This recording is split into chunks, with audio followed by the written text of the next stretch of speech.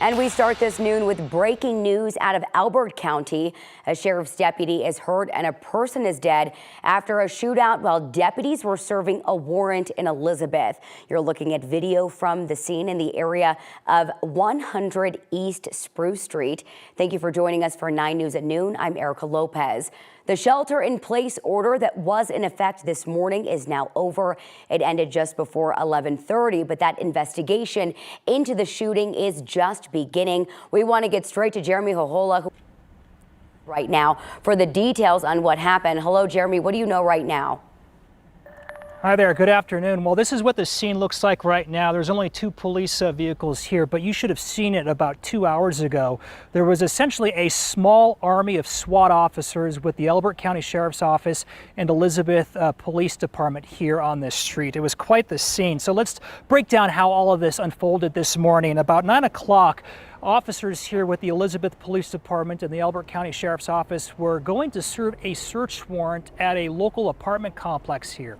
As they were going to serve that search warrant, they made contact with the man inside that apartment, and then suddenly that man fired at police officers. Then there was an exchange of gunfire. Amid that exchange, an Elbert County Sheriff's deputy was hit by a bullet in the chest. However, his bulletproof vest was able to stop that bullet, and that deputy's life was saved because he was wearing a bulletproof vest. The bullet did not enter his chest, and he suffered with what is characterized as minor injuries. Eventually, there was more gunfire, and after some time, they launched tear gas into the units. They breached the unit, and that's when they found the man dead inside the apartment complex unit. So far, his identity is not being released, and they are not releasing the nature of what this search warrant was about. But in the meantime, here's what the sheriff had to say about today's incident. The world's changed in the last 10 years. I've been a cop 40 years. And from the 40 years up to now, things have changed a lot. I'm sure Chief will agree with me that we have to be prepared for anything out here. It may not happen very often, which we're very thankful for, but we have to be ready and prepared for it.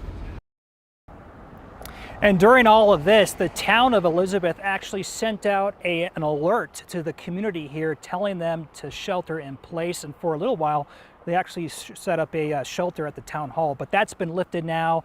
This usually doesn't happen in this town of 1,600 people. So a lot of neighbors came out and they were just wondering what the heck was going on. But in the end, 1 man dead during the execution of a search warrant, 1 deputy shot, but he was suffering with minor injuries, and that's where it stands right now. Still lots of questions about how all of this began. Live in Elizabeth, Jeremy Hohola, 9 News. Yeah, Jeremy, certainly a lot of questions. Like you said, this is not something neighbors or anyone is used to seeing commonly in Elizabeth, and we know you're going to continue to be reporting out that way, and we'll have more later today on 9 News. Thank you so much for your reporting. An Adams 12 school administrator is facing charges of sending inappropriate photos to an underage student. Officers arrested Tate Drain on Monday. The 27-year-old works at Mountain Range High School, where he has been the dean of students since August 1st. He also coached girls basketball at Mountain Range and football at the Thornton High School.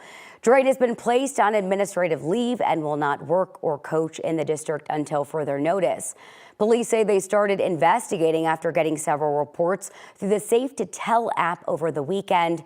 Drain is accused of sexual assault on a child and internet sexual exploitation of a child. CU researchers are working to expand the state's Safe to Tell program. The Power of One app rolled out in July for students in Northeast Denver. The state's Safe to Tell program allows students to anonymously report safety concerns to police. Power of One addresses issues like mental health, homelessness, and food insecurity. The app connects students with specially trained community members rather than law enforcement. We have like mental health resources on there that you could talk to somebody. A lot of youth just need somebody to talk to and don't even realize it. So they're not knowing how to process their emotions and going out and inflicting harm on other people. And it's a myriad of problems. And I'm not going to say we have all the solutions, but we have a majority of them on there. App's creators are now speaking to students at schools in Green Valley Ranch, North Park Hill, and Montbello about the app. They hope to eventually expand it statewide. The city of Aurora is launching an investigation into nonprofits that have been helping migrants. The resolution passed by the conservative city council majority last night. As 9 News reporter Kelly Rinke reports, that investigation aims at determining whether the state government and city of Denver placed immigrants in Aurora. I think that the people of Aurora have a right to know. Councilwoman Danielle Jurinsky, a Republican, is calling for an investigation. Her resolution calls on the city manager to look into nonprofits helping migrants in the community. It comes days after Donald Trump's visit to Aurora. I will rescue Aurora and every town that has been invaded and conquered. And weeks after she claimed, without evidence, that a nonprofit supporting migrants is a communist organization. This communist group that is along the Colfax corridor, they're called East Colfax Community Collective. They went out and propped up the folks that are living there, wrote signs for them, and propped them up out there saying, there's no gangs here. Her resolution to city council says the state and Denver have intentionally placed migrants in Aurora, and it orders the city manager to investigate whether that's true. How much money went towards it, what the state's involvement was, what the city of Denver's involvement was. A yes vote by council, which has a Republican majority, means the city manager will create a list of nonprofits that have received funding to help migrants. It's going to target and scapegoat migrants and migrant-serving organizations instead of looking at the real issues that we're facing as a city. Councilwoman Allison Coombs was one of 2 Democrats who voted no. Advocates also worry this directive will cause more harm. That phrasing makes it seem like there has to be permission that needs to be granted in order for people to enter Aurora if they come from a certain background. East Colfax Community Collective has pushed back on Jurinsky's claims about a Venezuelan gang takeover at apartments. It was then that Jurinsky said they were a communist group. Like many nonprofits have had to increase their sense of security at their respective places because since everything has been happening since August, just because of how bad the anti-immigrant sentiment has gotten. A progressive council member says she worries colleagues will use this information to target nonprofits and take away their funding. But Councilwoman Jurinsky said she does not believe the city should be funding nonprofits at all.